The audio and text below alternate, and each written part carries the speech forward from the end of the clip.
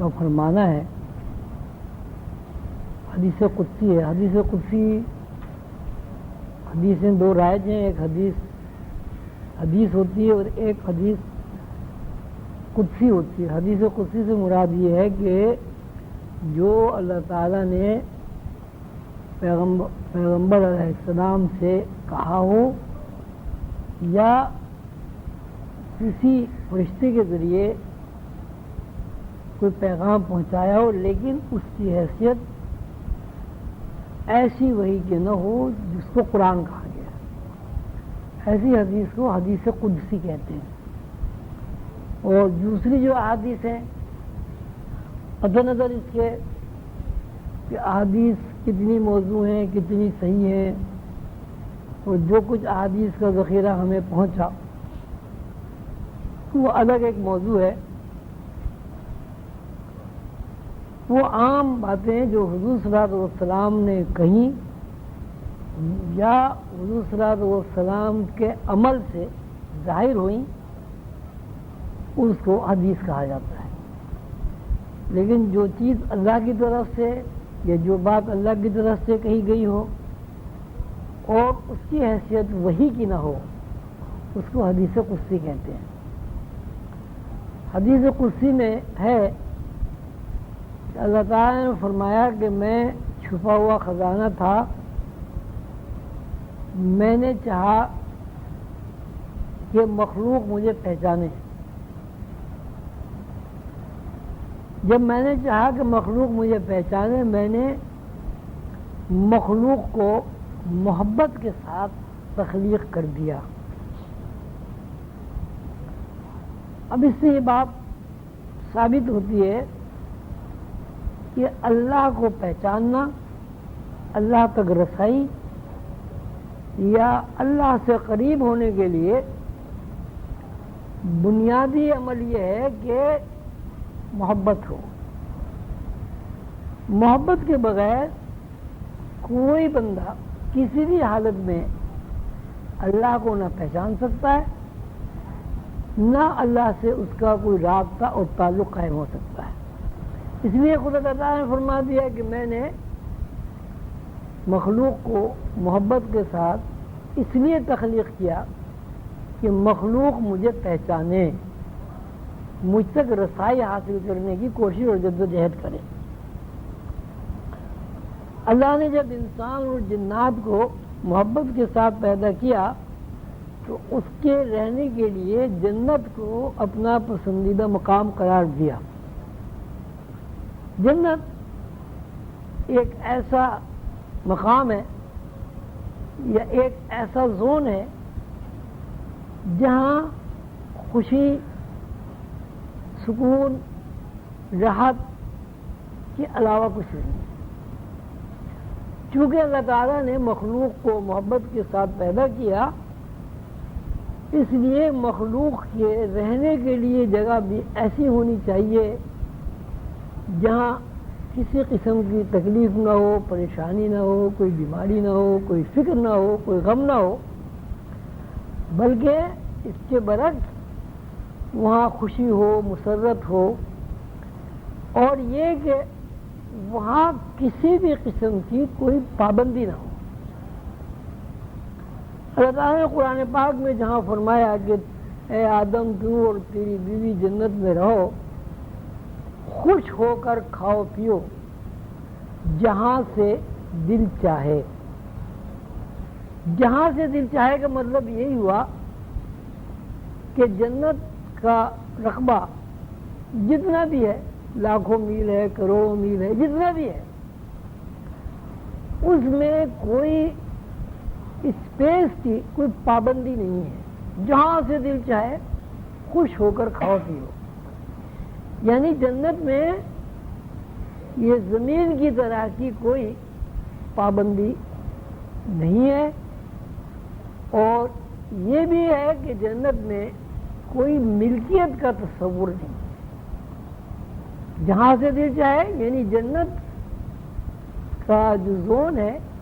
وہ کتنا بھی بڑا ہے، جہاں بھی ہے، جہاں جو بھی کچھ ہے، جنت کی ہر چیز پر جنت میں رہنے والے لوگوں کو تصرف کرنے کا اختیار حاصل ہے، اور یہ اس لیے کہ محبت کا تقاضا ہے کہ مخلوق کو ایسے حالات اور ایسے وسائل فراہم کیے جائیں کہ جن وسائل میں تنگی نہ ہو اور جن وسائل میں کسی قسم کی پابندی اور قید کی صحبت نہ ہو۔ اللہ نے فرمایا اے آدم تو اپنی بیوی کے ساتھ جنت میں قیام کر اور جہاں سے دل چاہے خوش ہو کر جنت کی نعمتوں سے اپنی بھوک رفع کر اور اپنی پیاس بجھا۔ اب اس سے یہ بھی ثابت ہوا کہ جنت کی زندگی میں بھی اسی طرح بھوک اور پیاس کا تقاضا موجود ہے، جس طرح دنیا میں بھوک پیاس کے تقاضے موجود ہیں، اور ہم بھوک اور پیاس کے تقاضوں کو پورا کیے بغیر نہ زندہ رہ سکتے ہیں اور نہ ہی ہماری زندگی کی تکمیل ہو سکتی ہے۔ اسی طرح جنت میں بھی بھوک پیاس کا تقاضا موجود ہے۔ ساتھ ساتھ اللہ تعالی نے یہ بھی کہا کہ اس درخت سے قریب نہ جانا ورنہ تیرا شمار ظالموں میں ہوگا۔ ظالم سے مراد یہی ہے کہ جو نعمتیں میسر ہیں ان نعمتوں کا کفران کرنا، جو نعمتیں میسر ہیں ان کو استعمال کرنے کی بجائے ان کو ضائع کر دینا، ان سے فائدہ نہ اٹھانا۔ تو اللہ تعالیٰ یہ کہہ رہے ہیں کہ ہم نے جنت کو تمہارے لیے ایک مقام بنایا رہنے کے لیے، اور اس کی بنیاد یہ ہے کہ چونکہ ہم نے تمہیں محبت کے ساتھ پیدا کیا ہے، اس لیے محبت کا تقاضا یہ ہے کہ تمہیں کسی بھی قسم کی کوئی تکلیف نہ ہو، کسی قسم کی آسائش میں کوئی کمی واقع نہ ہو۔ اس درخت سے قریب نہ جانا ورنہ تمہارا شمار ظالموں میں ہوگا۔ اب یہ بڑی عجیب بات ہے کہ اللہ تعالیٰ نے ایک یہ اعتراض ہو سکتا ہے اس پر کہ صاحب خود ہی اللہ تعالیٰ نے مخلوق کو محبت کے ساتھ پیدا کیا، خود ہی اللہ تعالیٰ نے مخلوق کو آرام و آسائش کے ساتھ رکھنے کے لیے جنت بنائی، خود ہی اللہ تعالیٰ نے جنت میں ہر قسم کے وسائل فراہم کر دیے، خود ہی اللہ تعالیٰ نے جنت کی تمام نعمتیں